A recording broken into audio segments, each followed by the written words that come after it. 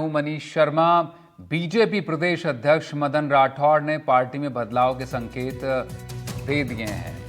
उन्होंने साफ तौर पर कहा है कि जो कलपुर्जे थोड़े ढीले हैं, आवाज़ आ रही है, उन्हें टाइट करना पड़ेगा और जो टायर पंक्चर हो जाता है उसकी जगह स्टेपनी तो लगानी पड़ती है। मतलब साफ है कि जहां जहां बदलाव की फिलहाल ज़रूरत महसूस हो रही है वो प्रक्रिया का आगाज़ हो चुका है और आगे भी अब ये जारी रहेगा।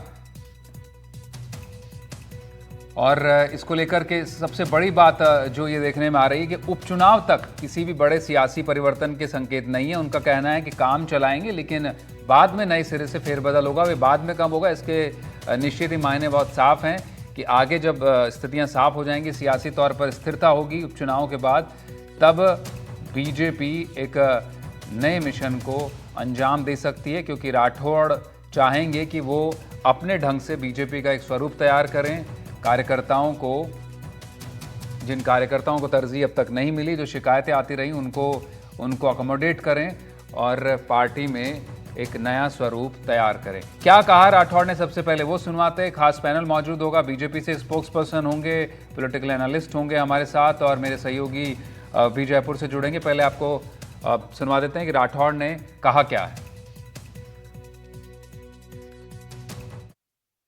नहीं, देखिए, हम कोई बहुत बड़ा फेरबदल नहीं करेंगे, लेकिन कहीं मान लो टायर पंक्चर हो जाए तो स्टेपनी लगानी पड़ेगी ना, ये तो करना ही पड़ेगा।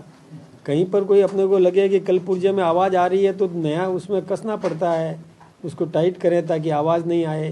कहीं पर कोई चेंज भी करना पड़े तो करना पड़ता है। इसलिए हमारे एक ऐसा कुछ भी नहीं है, हमें कोई प्रतिबंध नहीं है और हमें कोई छूट भी नहीं है। ज़रूरत है करेंगे, ज़रूरत नहीं है तो अभी चलाएंगे, हमें कुछ समय बाद में फिर नए सिरे से काम होगा। तो नए सिरे से काम होगा, साफ तौर पर कहना है मदन राठौड़ का। विकास सोमानी मेरे साथ बीजेपी से मौजूद है, अरविंद चोटिया सीनियर जर्नलिस्ट हैं और सुशांत पारेख हमारे सहयोगी इनपुट एडिटर मेरे साथ इस वक्त मौजूद हैं। अब सबसे पहले रुख कर लेते हैं विकास सोमानी का ही। विकास जी, आवाज़ें आने लग गई हैं, कहा है राठौड़ ने कि आवाज़ें जहां जहां आएंगी वहां पर बदलाव का काम शुरू हो जाएगा। करौली से आगाज हुआ है, हालांकि वहां कोई चुनाव की सुगबुगाहट नहीं है, लेकिन संदेश बहुत साफ है आपकी पार्टी की तरफ से कि जहां जहां पंक्चर दिखेंगे टायर स्टेपनी लगाई जाएगी और बाद में फिर मेन टायर लगाए जाएंगे उनकी जगह। देखिए मनीष जी, कि भारतीय जनता पार्टी कार्यकर्ता आधारित पार्टी है, जो कि लगातार इस प्रकार के संगठन में निरंतर रूप से करने वाले कार्यकर्ताओं को जोश और संचार का कार्य जो हमारे प्रदेश अध्यक्ष निरंतर करते आ रहे हैं। और माननीय मदन राठौड़ साहब जब भी कमान संभाली थी राजस्थान के प्रदेश अध्यक्ष के रूप में भारतीय जनता पार्टी की, तब से निरंतर रूप से संगठन को लगातार किस तरह से नए संचार के साथ कार्य किया जाए, तो इसमें उन्होंने अपनी बेबाकी से अपनी बात को कहा है कि कार्यकर्ता भारतीय जनता पार्टी का निरंतर समर्पित रूप से कार्य करते हैं। लेकिन फिर भी कहीं, अब आप करौली के जो जिलाध्यक्ष की बदलने की आप जो बात कर रहे हैं, तो वहां जो ब्रजलाल डिगोलिया जी थे, तो कई बार स्वास्थ्य कारणों से, कई अन्य भी कारण होते हैं कि संगठन के कार्य को करने के लिए एक बड़ी दृढ़ इच्छा शक्ति के साथ कार्य किया जाता है। और प्रदेश अध्यक्ष होने के नाते भारतीय जनता पार्टी के जो मदन राठौड़ साहब, उन्होंने अपनी बात को बड़ी बेबाकी से कहा है कि जहां भी कुछ ऐसा महसूस होता है कि संगठन के कार्य करने में अगर कुछ परिवर्तन भी किया जाता है, कुछ बदलाव भी किया जाता है, तो जरूरत होगा तो करेंगे। इसको किसी प्रकार से नहीं, क्योंकि संगठन जिस तरह से कार्य करते हैं उस कार्यशैली के अंतर्गत जहां जैसी जरूरत होगी वो करेंगे।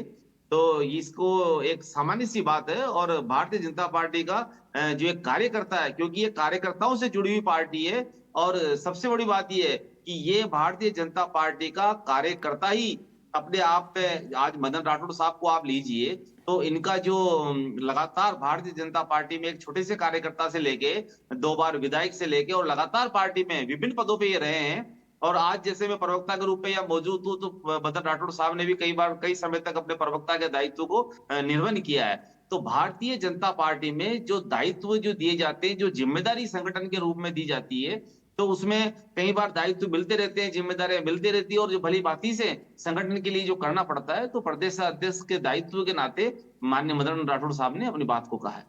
ठीक है, आपका कहना है कि अपने दायित्व के तौर पर कहा है, लेकिन वो दायित्व उनके पास में है पार्टी संगठन का स्वरूप को दुरुस्त करने का, वो करते दिखाई पड़ रहे हैं। शुरुआत उन्होंने कर दी, अपने बयानों से संकेत तो दे दिया है।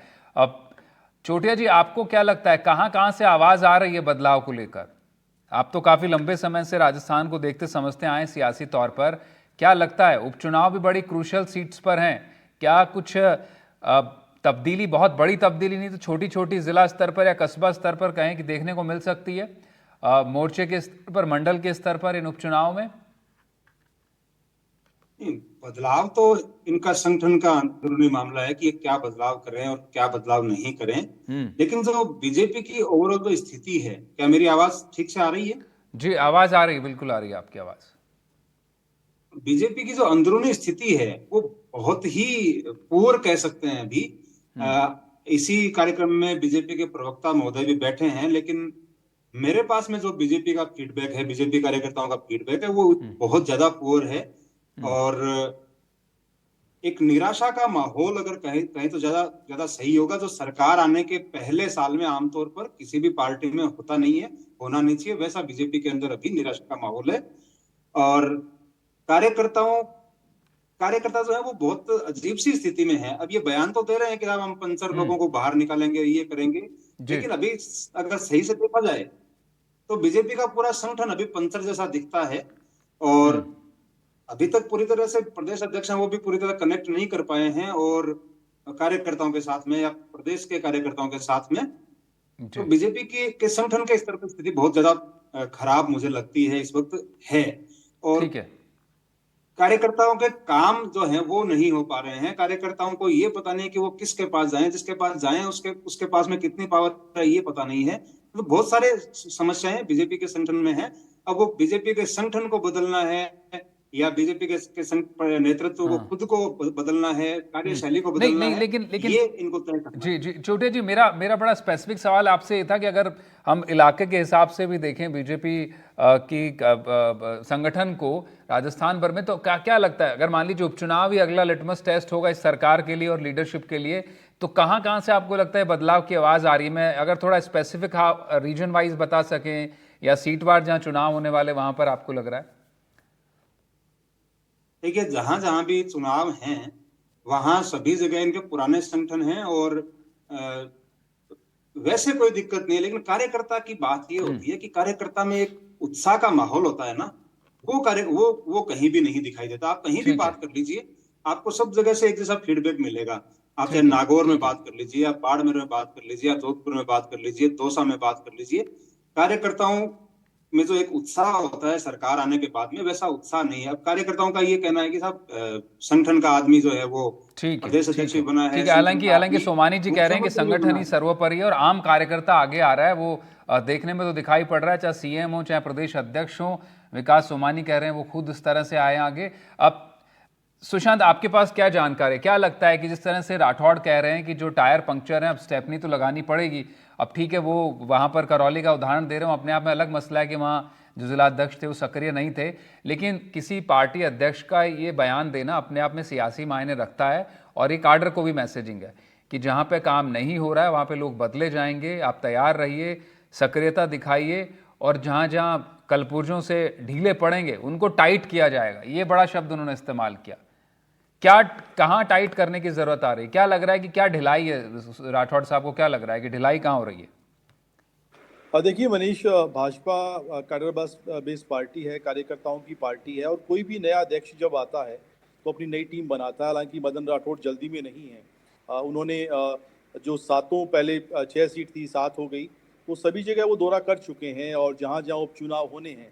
लेकिन जो उनके पास फीडबैक है पूरे राजस्थान का, जो पार्टी के वरिष्ठ नेताओं के हिसाब से कहें, एक सिस्टम जो होता है जमीनी स्तर पर पुराने कार्यकर्ताओं का फीडबैक, जरूर तो है बदलाव की, इसमें दो राय नहीं है, क्योंकि संगठन को चार्ज करना ही प्रदेश अध्यक्ष की सबसे बड़ी भूमिका है और इसी काम के लिए उन्हें भेजा गया है। क्योंकि सीपी जोशी के पास जिस तरह की जिम्मेदारी थी और उन्होंने पार्टी को सत्ता में वो लेकर आए, लेकिन जब सत्ता आपके पास हो तब कार्यकर्ताओं को चार्ज रखना थोड़ा मुश्किल भी है, टास्क भी है। और कार्यकर्ताओं को खासतौर पे नए जो कार्यकर्ता, ऊर्जावान जो कार्यकर्ता है, उन्हें जिम्मेदारी देना, बदलाव करना, ये अपने आप में सतत प्रक्रिया है। लेकिन भाजपा में उस तरीके से काम नहीं होता, किसी प्रेशर में या दबाव में काम नहीं होता। अपना एक तरीका, अपनी एक रणनीति, अपनी एक स्ट्रेटेजी इनके पास है और जो मेरे पास जो इनपुट है, जो जानकारी है, बदलाव होगा। लेकिन आमूलचूल परिवर्तन नहीं होगा। एक सिस्टमेटिक वे में होगा, जहां जहां लगेगा कि कोई नेता कार्यकर्ता काम नहीं कर रहा है जिला स्तर पर, ब्लॉक स्तर पर, वहां बदले जाएंगे, नई टीम बनाने की कवायद भी है। और संगठन में बदलाव प्रदेश में शुरुआत हो चुकी है। कई तरह की भूमिकाएं पार्टी में काम करने वाले लोगों को लगातार दी जा रही है, भले ही वो 1 या 2 लोगों की नियुक्तियां हों, लेकिन जहां जहां लग रहा है, जिस तरीके से कार्यालय में प्रभारी, सह प्रभारी बनाए गए। हालांकि आज जिस तरीके से आज सह प्रभारी बोल रही थी, उनका एक बयान बड़ा महत्वपूर्ण था। उन्होंने कहा कि हमारे पास खोने के लिए कुछ नहीं है, केवल 1 सीट थी भाजपा के पास, अगर उपचुनाव में सलमपुर की बात करें तो बाकी सारी सीटें हमारे पास नहीं है। लेकिन सभी पर अच्छा परफॉर्म करने के लिए निश्चित रूप से कार्यकर्ताओं का मनोबल जो है वो ऊंचा रहना बहुत जरूरी है। और उन्होंने कहा है कि टायर पंचर है, स्टेपनी लगानी पड़ेगी। तो बयान और इशारा तो बिल्कुल साफ है कि जो कार्यकर्ता काम नहीं करेंगे उनकी छुट्टी होगी। हो सकता है कि बड़े पैमाने पे नहीं हो, लेकिन इसकी शुरुआत मनीष जल्दी हो सकती है। ठीक है, आपको लगता है कि आमूलचूल परिवर्तन नहीं होगा सुशांत, लेकिन अब जो जहाँ जहाँ सिम्टम्स दिख रहे हैं वहाँ इलाज करने की ज़रूरत है, तो वहाँ पर किया जाएगा। विकास जी, जो 7 सीटें हैं, निश्चित रूप से वहाँ पर आपकी बहुत ज़्यादा प्रेजेंस नहीं थी। अब कोशिश ये रहेगी, क्योंकि आपकी लीडरशिप भी नहीं है, और वहाँ पर उसका भी एक तरह से कहें कि एक लिटमस टेस्ट होगा यहाँ पर इस चुनाव में। कांग्रेस दिखाना चाहेगी कि सरकार के खिलाफ ये मैंडेट आया है, अगर चुनाव में वो जीतती है। आप ये दिखाने चाहेंगे कि हमारी जो लीडरशिप है उसने काम किया है, डबल इंजन की सरकार है। आपके पास में बहुत ज़्यादा इसमें सीटें नहीं थी, लेकिन आपको क्या लगता है, उपचुनाव के हिसाब से देखें तो तैयारियों के हिसाब से तो हर पार्टी कहती है कि उसकी तैयारी पूरी है। कांग्रेस भी कह चुकी 7 सीटें जीतने जा रही है, बीएपी के राजकुमार रूत भी यही बात कह रहे हैं। आपको क्या लगता है, क्या बदलाव करने की दरकार है आपको इन उपचुनाव के मद्देनजर, अपनी स्ट्रैटेजी में या फिर इन सीटों पर? मनीष जी, देखिए, माननीय प्रधानमंत्री जी की जो केंद्र सरकार की योजना है और जो राजस्थान में माननीय मुख्यमंत्री भजनलाल शर्मा जी ने शपथ लेने के बाद जो हमारे संकल्प पत्र में जो वादा था राजस्थान के चुनाव के समय, उसमें आप देखें पेज नंबर 12 पर, तो पेपर लीक के माफियाओं के खिलाफ कार्रवाई करने का मामला हो, चाहे अन्य जो वादे पूरे किए हैं, वो अन्य जो वादे किए थे उन वादों को पूरे करने के लिए लगातार एक के बाद एक निर्णय लिए जा रहे हैं। तो निर्णय इस बात का है कि भारतीय जनता पार्टी की जो कहती है वो करती है सरकार के आने के बाद। और माननीय मुख्यमंत्री भजनलाल शर्मा जी निरंतर एक के बाद एक, आप चाहे नौकरी, कभी 8,000 जो नियुक्ति पत्र दिए हैं, और आप लगातार जो वादा किया है कि 4 लाख के लगभग भर्तियों का, तो ये जो वादे कर रहे हैं वो पूरे कर रहे हैं। तो इसी वादों के कि ये मानती है आम जनता, और जनता का जनादेश भी है। और जो आप केंद्र सरकार के में ले लें, आप जब भी लोकसभा चुनाव हुए और राजस्थान के चुनाव हैं, तो इस बात को जनता भली भांति रूप से जानते हैं कि जो कहती है, जो करती है भारतीय जनता पार्टी, उसके आधारित पे जो वोट जनादेश मिलना है वो जनता सर्वोपरि है और भली भांति रूप से जानते हैं। और दूसरी बात मैं कहना चाहूंगा मनीष जी आपको, कि रही बात कि दायित्व और संगठन में जो देने की, अब दामोदर अग्रवाल जी आपके इसमें देख भी रहे हैं स्क्रीन में, वो उस वक्त जब चुनाव लड़ने से पहले सांसद का वो प्रदेश महामंत्री थे भारतीय जनता पार्टी में, अब वो सांसद की भूमिका में है। तो आप ये देखिए कि संगठन में, भारतीय जनता पार्टी में जिन संगठन जहां जहां जो दायित्व देता है, कभी सत्ता में कभी संगठन में, तो ये निरंतर रूप से एक प्रक्रिया है। इस प्रक्रिया के माध्यम से जिस भी कार्यकर्ता को जो दायित्व दिया जाता है, माननीय भजनलाल मुख्यमंत्री जी भी इस बात को कहते हैं कि जो जिस कार्यकर्ता को जो दायित्व दिया जा रहा है उस कार्यकर्ता को भली भांति रूप से निभाना ही ये भारतीय जनता पार्टी के संगठन का सर्वोपरि सिद्धांत है। चाहे भजनलाल शर्मा जी भी एक प्रदेश महामंत्री थे भारतीय जनता पार्टी में, आज मुख्यमंत्री की भूमिका में है।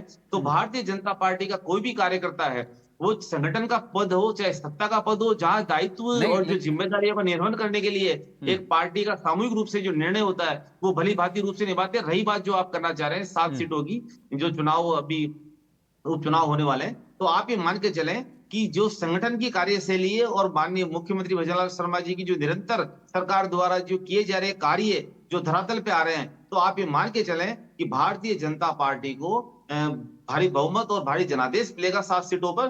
क्योंकि सबका साथ, सबका विकास और सबका विश्वास जो भारतीय जनता पार्टी की एक विचारधारा है, और कार्यकर्ता इसमें अपनी दृढ़ता से अपने कार्य को आपको लगता है विकास जी, आपके कार्यकर्ता खुश हैं जमीन पर, जो सुशांत कह रहे हैं या फिर अरविंद जी कह रहे हैं, ये कार्यकर्ताओं में रोष नहीं है? क्योंकि पत्रकारों के पास भी फीडबैक तो होता है जमीन पर, कार्यकर्ताओं से बात होती है, लोगों से बात होती है, जो उनका फीडबैक है, कार्यकर्ता जो रोष जाहिर कर रहे हैं कि काम नहीं हो पा रहे हैं, स्थिति साफ नहीं है, ऐसे कुछ नहीं है, आपका इससे इनकार करना है? मनीष जी, अभी अरविंद चुटे जी की बात को मैंने काफी देर तक सुना, उन्होंने अपनी बात को कहा, लेकिन कार्यकर्ता की जो बात और कार्यकर्ता जो संगठन में कार्यकर्ता और सत्ता आने के बाद भी अपनी जिम्मेदारियों का जो निर्वहन करता है कि सत्ता भारतीय जनता पार्टी सरकार में है राजस्थान में, लेकिन उनकी रीति और नीति को लगातार आगे बढ़ाने का काम एक कार्यकर्ता करता है। और कार्यकर्ता को कोई काम होना नहीं होना या अपनी बात को कहना एक सत्ता का से या जो भी अपनी भावनाएं हैं वो भावनाएं संगठन में खुले रूप से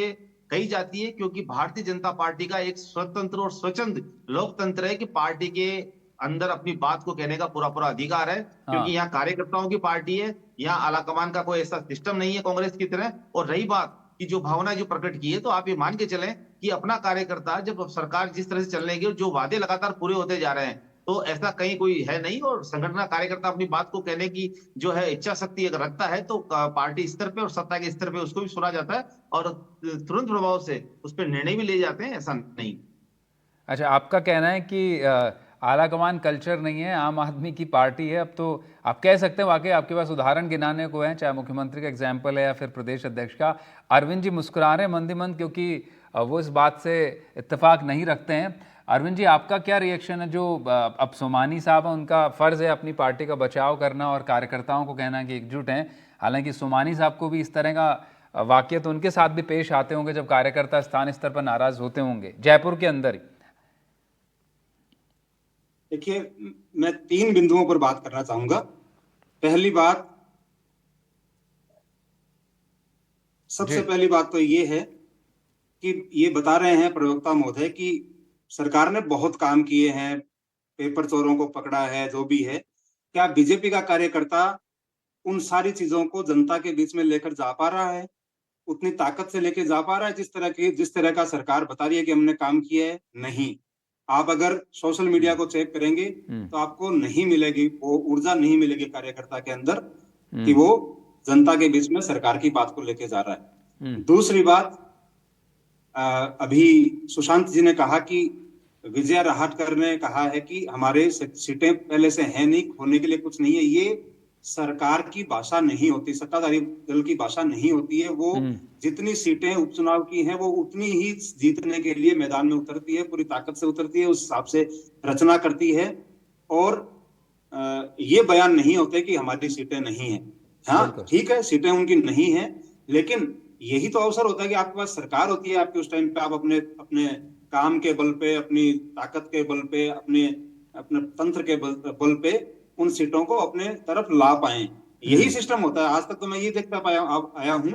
अब अगर कुछ नया हो गया है, कुछ बदल गया है, क्योंकि उसके पहले हरलाल सिंह खट्टर, बीजेपी ने अरविंद जी चुनाव से पहले दल नहीं उन लोगों को अपनी तरफ कर लिया। हालांकि लोकसभा चुनाव में उसका बहुत ज्यादा फायदा तो नहीं मिला, लेकिन अब उपचुनाव उसका बड़ा परीक्षण होंगे कि कहां पर जहां पर कांग्रेस गठबंधन था या फिर जो बाकी। आपको बताऊं क्यों ये ऐसे बयान दे रहे हैं। इनको पता है कि ये सीटें हम नहीं जीत पा रहे हैं, इसलिए इन्होंने ऐसे बयान देने शुरू कर दिए कि हमारे लिए खोने के लिए कुछ नहीं है, हम जो भी जीतेंगे वो प्लस होंगे।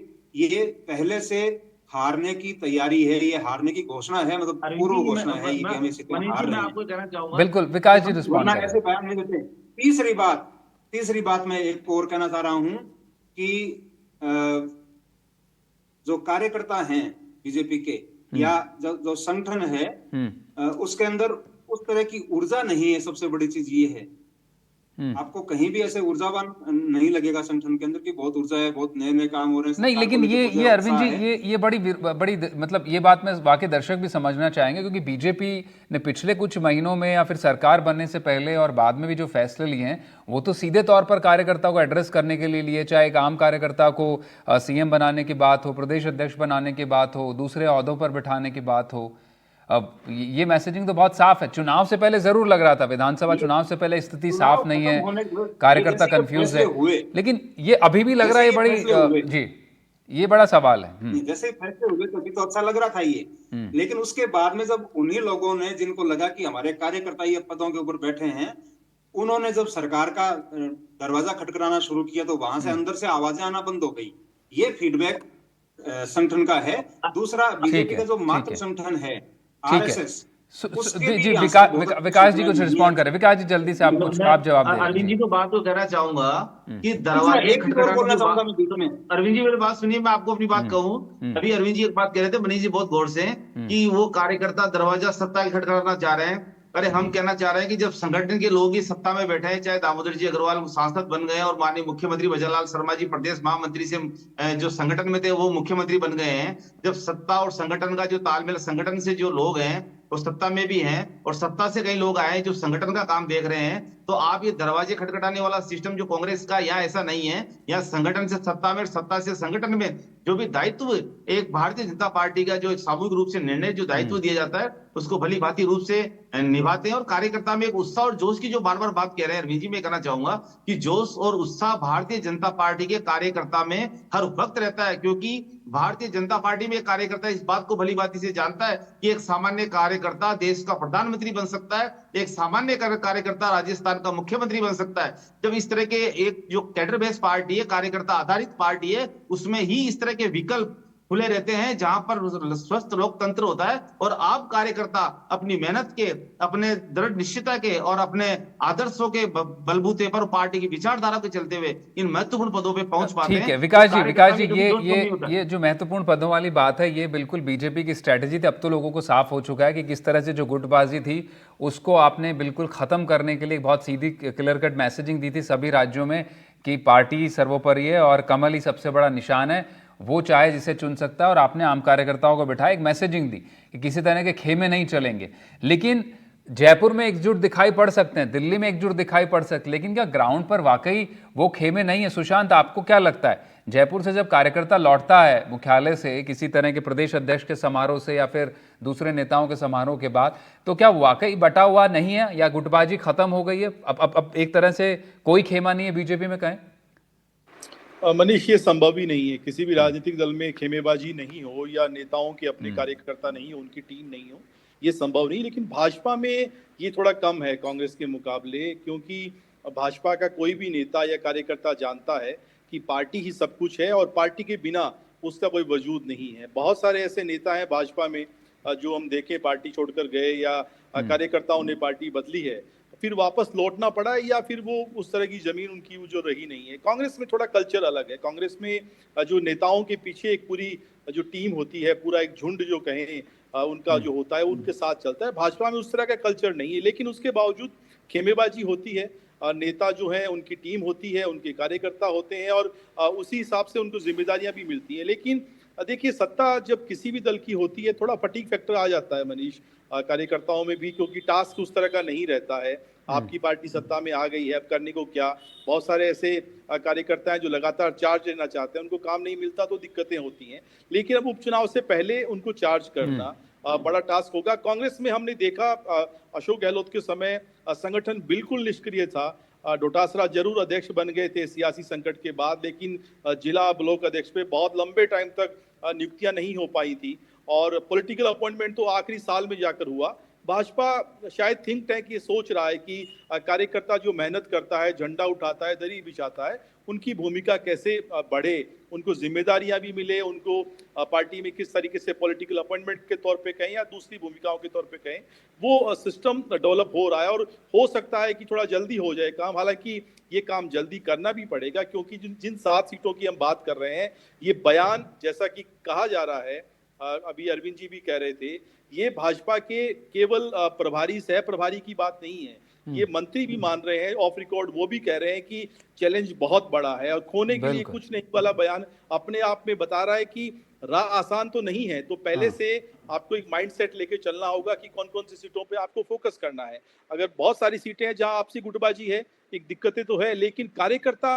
अभी उतना उत्साहित नहीं है। ये भाजपा के नेता कार्यकर्ता जो बड़े जयपुर में बैठने वाले लोग हैं, वो भी जानते हैं कि दिक्कतें तो हैं, लेकिन ठीक भी उन्हें किया जा सकता है। और भाजपा कार्यकर्ताओं की पार्टी, इसमें दो राय नहीं है। एक मिशन और एक टास्क जब दिया जाता है दिल्ली से, तो फिर कार्यकर्ता उस काम में लगता भी है।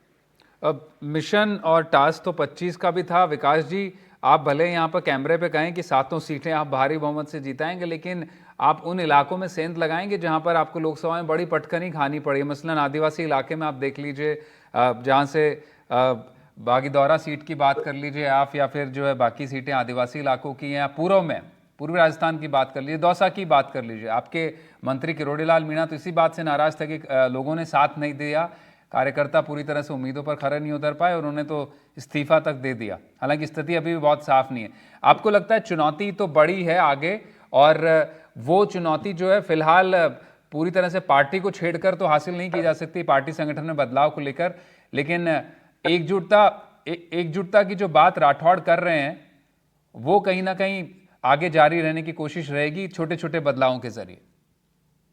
मनीष जी, एकजुटता है। और दूसरी बात ये कहना चाहेंगे कि चुनाव कोई सा भी हो, भारतीय जनता पार्टी चाहे बड़े से बड़ा चुनाव हो, चाहे वो लोकसभा का चुनाव हो, चाहे विधायक का चुनाव हो, चाहे मतलब राजस्थान का चुनाव हो, चाहे वो नगर निगम का चुनाव हो, चाहे वो पंचायत का चुनाव हो, चुनाव माननीय मुख्यमंत्री जी भी, चाहे माननीय प्रधानमंत्री जी भी लगातार अपनी रीति और नीति को आम जनता के बीच पहुंचाने के लिए आम कार्यकर्ता के साथ, आप देखें अभी माननीय मुख्यमंत्री जी भी लगातार दौरे पे दौरे और लगातार आम जनता के साथ, कार्यकर्ताओं के साथ जुड़ के, तो ये मान के चले आप कि चुनाव 7 सीटों का चुनाव भी होगा तो वहां कार्यकर्ता जमीन पे, हमारे कार्यकर्ता, हमारा संगठन हर जगह मजबूत है और अपनी योजनाओं को, रीति नीति को आम जनता के बीच में, जैसा कि अभी कह रहे थे कि वो आम जनता के बीच में पहुंच रही है, जो कार्य माननीय मुख्यमंत्री भजनलाल शर्मा जी लगातार एक के बाद एक आदेश करते आ रहे हैं, वो आम जनता में सब जगह, और जनता कार्रवाई देख रही है, चाहे पेपर लीक के मामले हो, चाहे एंटी गैंगस्टर टीम के मामले में, वो लगातार जो गिरफ्तारियां, जो लगातार सुशासन देने के लिए जो कार्रवाई की जा रही है, वो आम जनता देख रही है और महसूस कर रहे हैं, और जनादेश के लिए 7 सीटों पे जो नहीं, आएंगे बिल्कुल परिणाम, वो बिल्कुल आप देखेंगे। मैं महसूस खुद राठौड़ भी कर रहे हैं, तभी उन्होंने कहा है सोमानी जी की कलपुर्जे जहां जहां ढीले लग रहे हैं टाइट करने पड़ेंगे, एहसास तो है उनको। अब ये अलग बात है कि आप कैमरे पर कबूले या नहीं। बहुत शुक्रिया अरविंद जी, आपका समय का अभाव, विकास जी आगे भी चर्चा करते रहेंगे। सुशांत, आपका बहुत शुक्रिया अरविंद जी, और विकास जी आप हमारे साथ जुड़े, इस चर्चा में हिस्सा लिया। फिलहाल इतना ही, आगे भी खबरों का सिलसिला जारी है। नमस्कार।